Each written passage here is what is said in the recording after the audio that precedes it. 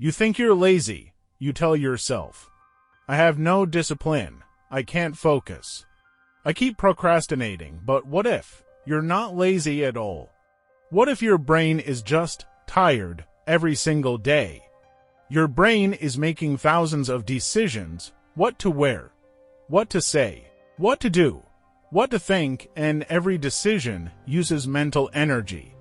This is called decision fatigue. The more decisions you make, the more tired your brain becomes, and when your brain is tired, it looks for the easiest option: scrolling, watching, avoiding work. Not because you're weak, but because your brain is trying to save energy.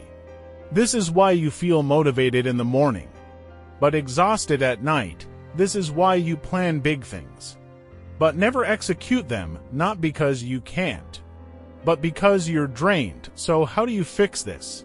First, reduce unnecessary decisions. Plan your day ahead. Decide what you'll do tomorrow, before tomorrow starts. Second, create routines. The less you think, the more you can do. Third, protect your energy. Limit distractions, take breaks, sleep better. Because a tired brain cannot build a strong life. So next time you feel lazy, ask yourself this: am I really lazy, or just mentally exhausted? Because the answer can change everything.